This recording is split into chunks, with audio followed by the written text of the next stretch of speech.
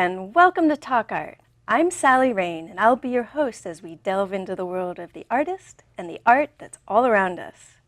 Talk Art is sponsored by the Silicon Valley Open Studios. During the first 3 weekends in May, hundreds of local artists open their studios to the public. For more information, you can go to the website svos.org. Our guest, Daniele Archambault, is a visual storyteller who creates graphic novels as a way to document a society's cultural and linguistic landscape. She is here to demonstrate both traditional and digital tools that she uses to create her visual stories. So welcome, Daniele. Hi, Sally. Thank you for having me. So tell us a little bit about what is visual storytelling to you?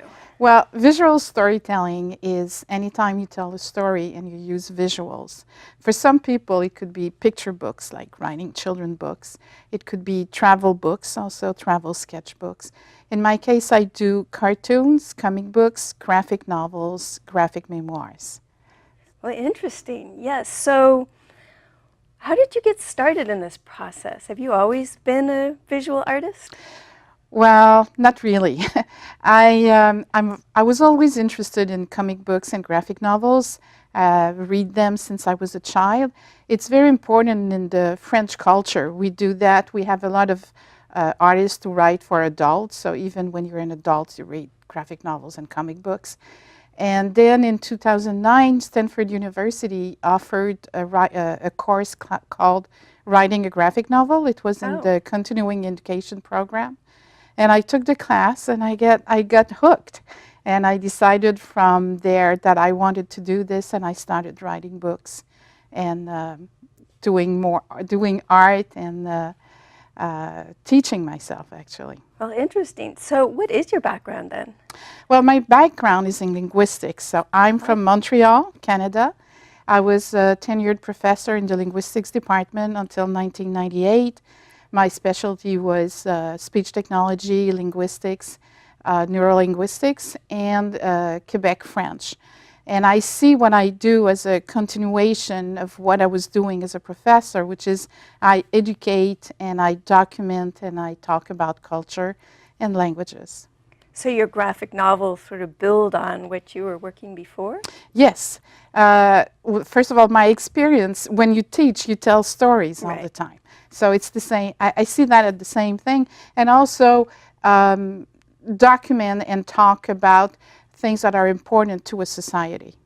Interesting. So what is your process? When you start a graphic novel, what do you think about? Well, usually I don't start with the book. Well, I didn't used to start with the book. Now I think ahead and I plan the whole book. But usually when I do a story in one page or in one panel, it's because I think of there's a memory that comes back to me, or I see something around me that I want to document and talk about. So I start with the idea, and then I create thumbnails. And thumbnails, it's a smaller version of the page I want to do. And this is really where the graphic and the text will come together. This is where you start thinking visually, but you need to incorporate the text. After that, this is where the art part starts.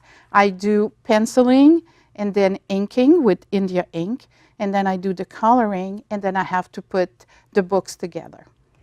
So you brought some images of one of your storytelling graphic novels. So let's take a look at those now. Sure.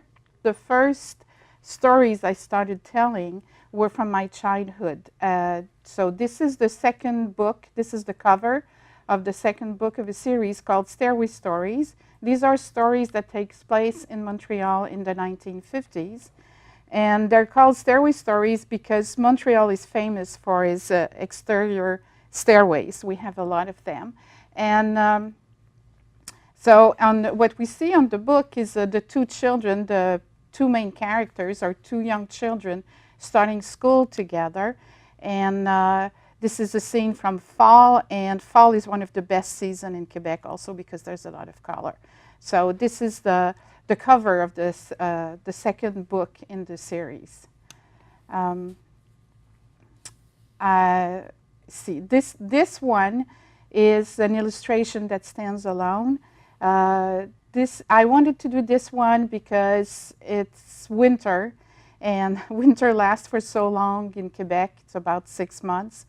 And in this one, we see the same two characters with some of their friends, and they're pulling a sleigh in the winter. We see the stairways. It's a different view of them. And I wanted to show with this one, it's the end of an afternoon. The children played together. And at the end of the afternoon in the winter, because of the snow and the light reflected on the snow, the light is beautiful. It's kind of a green and yellow light.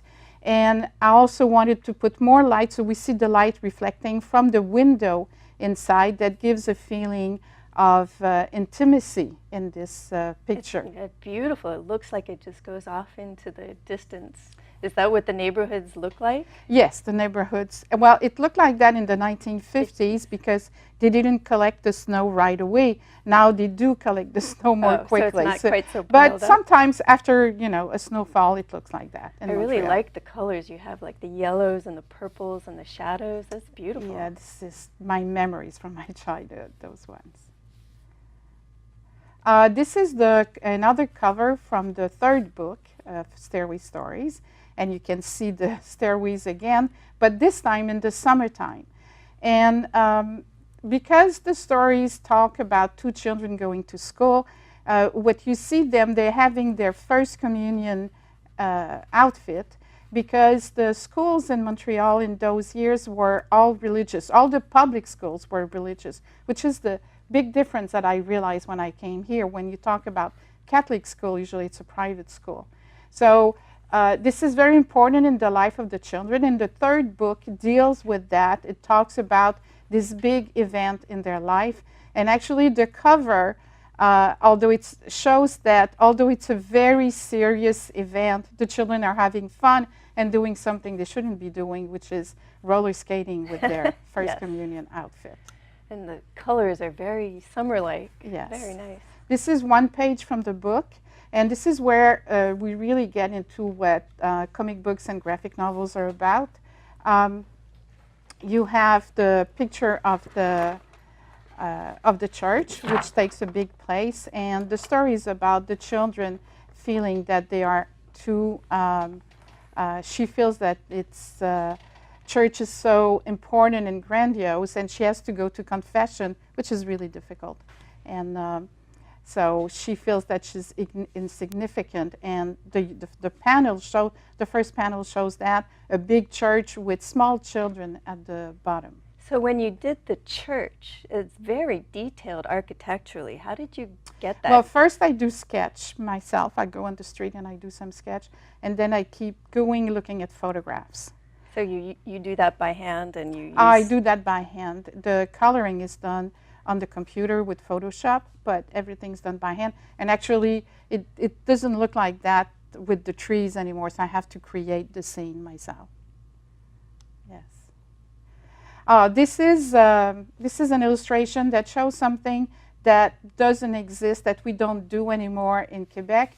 In the month of May, it was called the month of Mary, and the children would go to the church every day after school and sing songs to the Virgin Mary and bring flowers.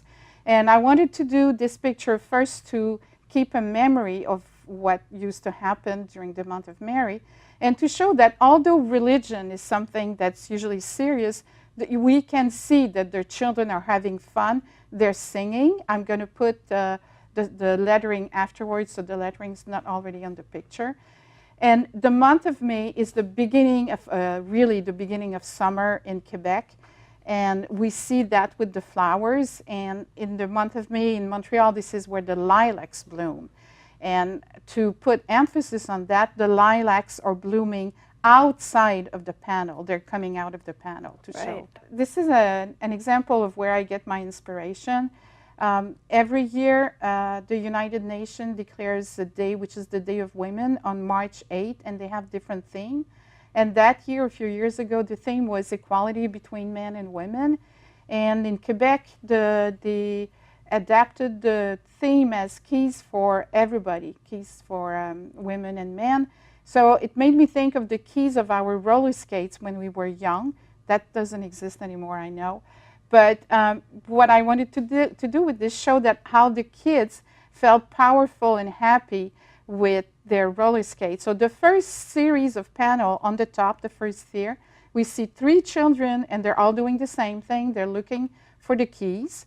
The second panel, they're putting on their roller skates, and the big panel shows where they're having fun with the roller skates, and they feel they're going, on an adventure. And to stress that, the background has no color. It's a sepia color, because I wanted to put the emphasis on the children and their expression of joy and the body movement. You brought some tools to show us how you create these. So let's take a look at these and how you start and what you do to draw.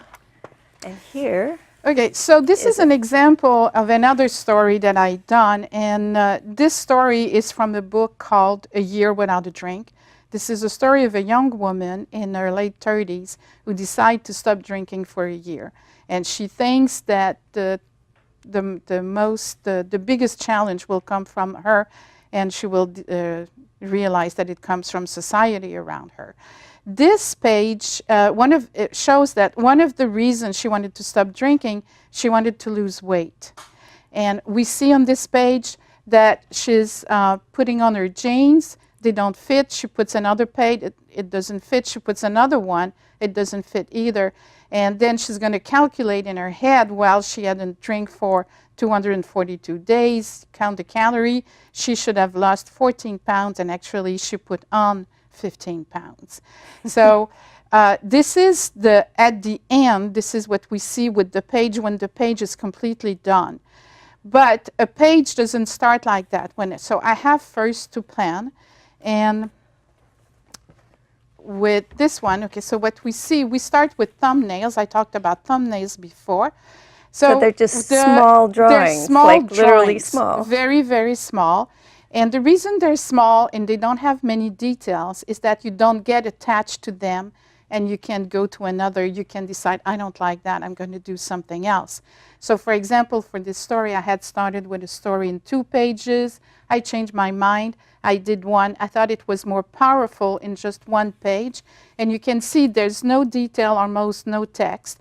And then after I do the thumbnails, which is really where the art, the graphic, and the text come together, I do sketches, more elaborate sketches. Is that where you decide on the body postures and the facial expressions? Which part is that? The thumbnails or the sketches? The thumbnails, I don't decide the facial expression. I decide the body gestures, though, and I decide where the text will be and what the text will be.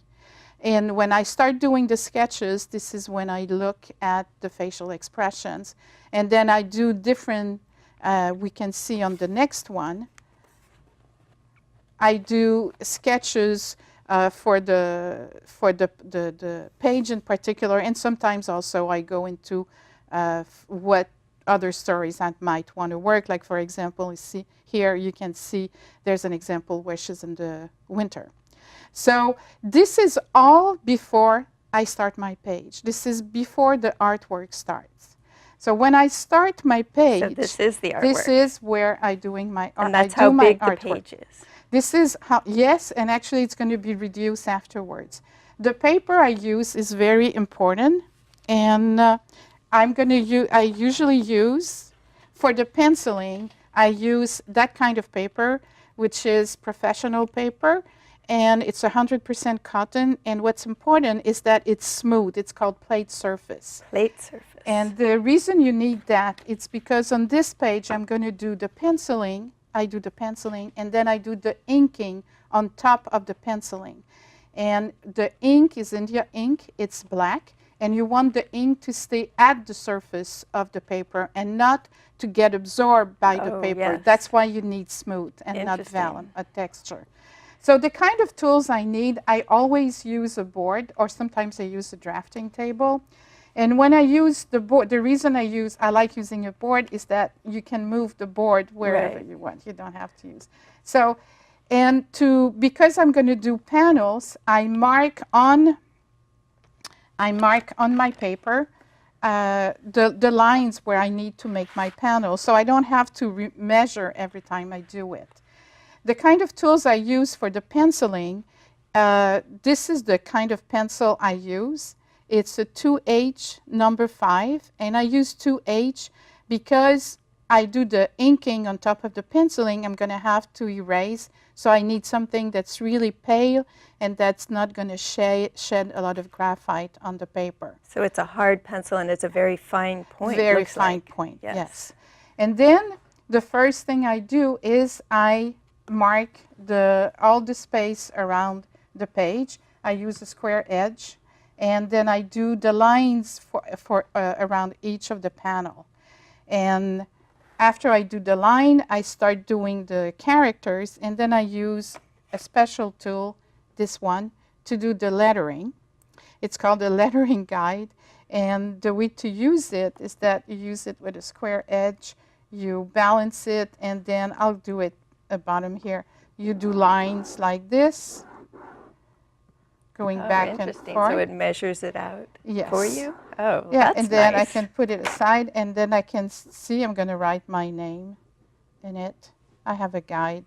So it's always straight and always have the space in between each line. So I also need a lot, what's very important is to have good eraser. So I use that kind of eraser, which can go in the corner because it's a rectangle.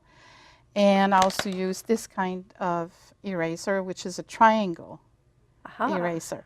Because erasing is important because we do the inking and then we need to erase. If I don't want to erase, I'm going to use a blue pencil. Because when you photocopy, it doesn't reproduce, it doesn't show when you do black and white. Now, when afterwards comes the time of the inking, I use India ink. And there are many tools I can use. I can use brushes, I can use pens, depending on what I want to do. The tool that I like the best, it's this one, it's called a pencil brush. And the reason I like this one is because when you open it, you don't have to have a bottle of ink with you because it has a cartridge. And it's called a pencil brush? It's called a brush, a pentel brush. Pentel brush. Oh. And the reason we use brushes, it's because you can vary the thickness of the line. Right. And when you do drawings like that, one way of indicating perspective, something is in the foreground or in the back, is the thickness of your line as well. But having a brush also allows you to have a lot of dimension to the.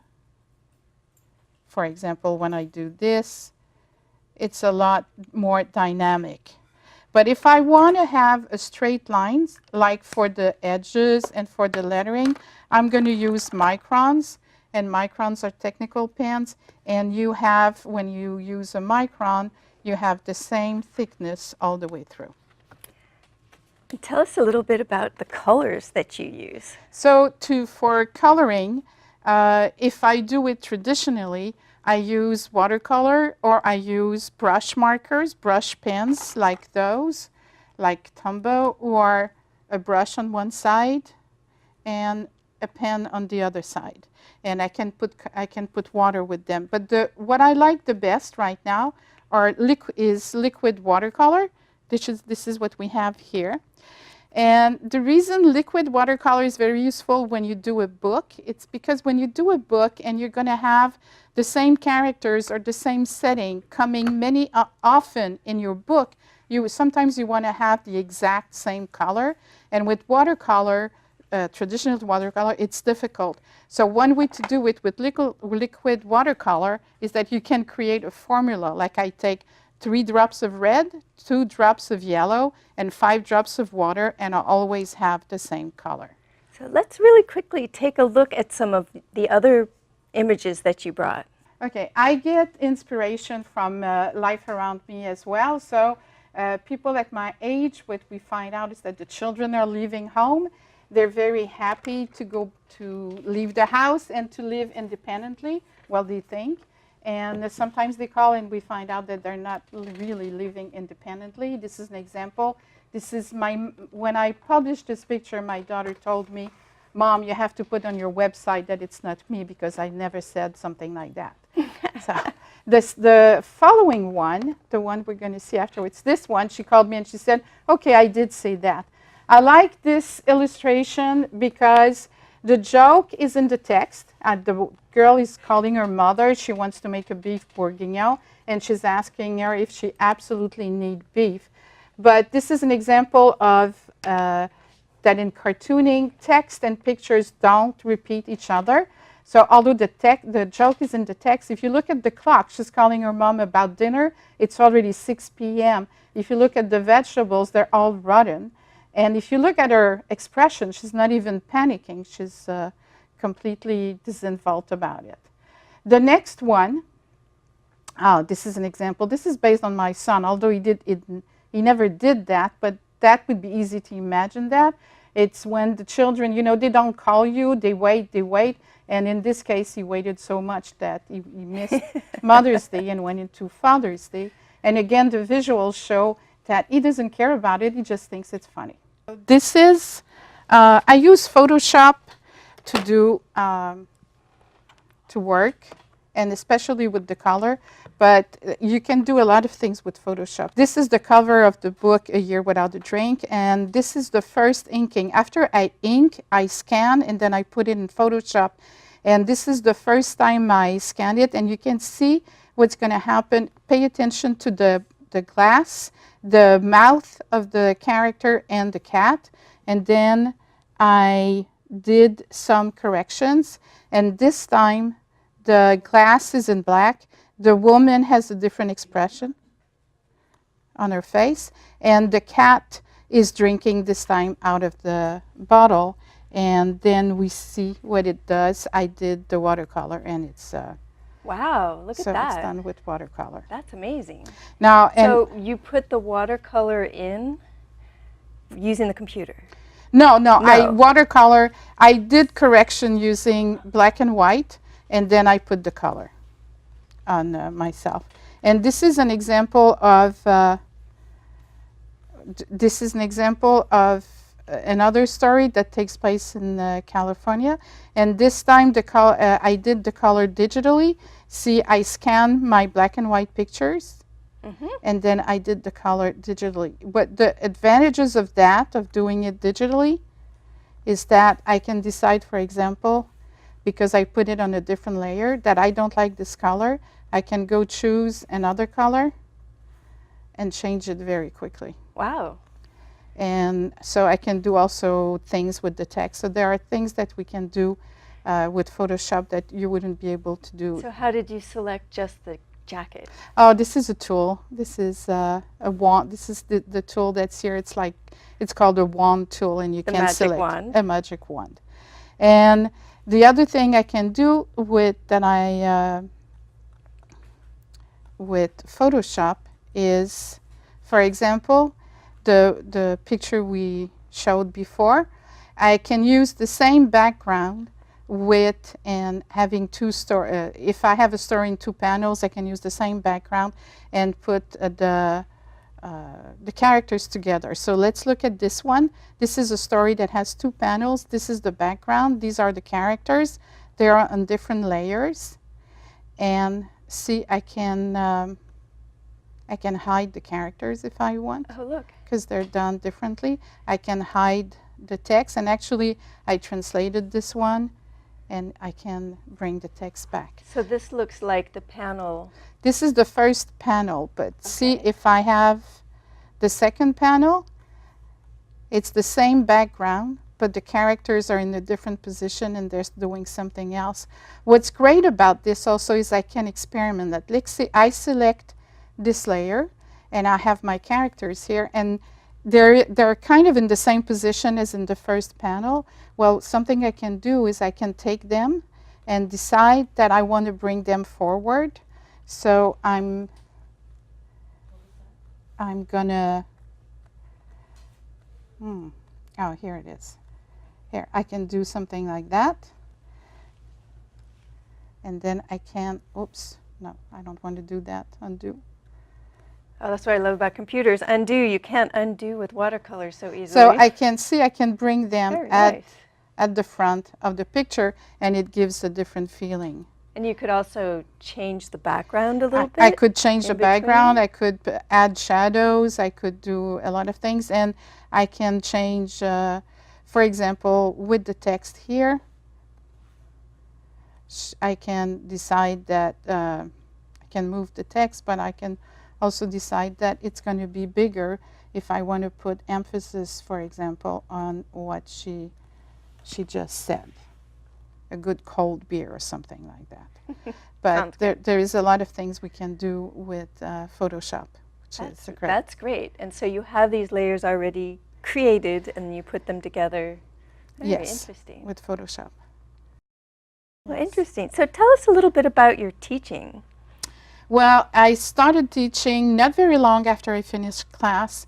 I created books very quickly because I think the best way to learn something is to do it. Right. And then I started teaching from my house, and then I started teaching at the Palo Alto Art Center.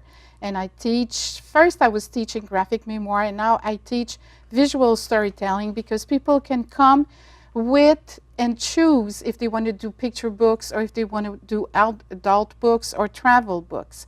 And the last class I taught, the students each did a story in 5 pages with the same theme. The theme was voyage. It could be a real voyage or it could be a personal internal voyage. And then at the end we put all the stories together and we created an electronic book.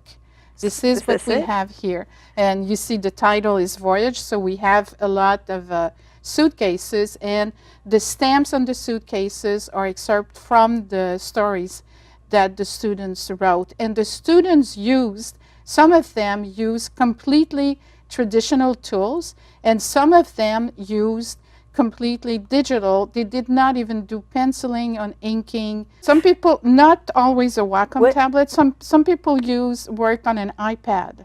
Oh, yes. The iPad Pro. So thank you so much for being here at Talk Art with us. This is a very interesting process that you go through. Thank you for having me.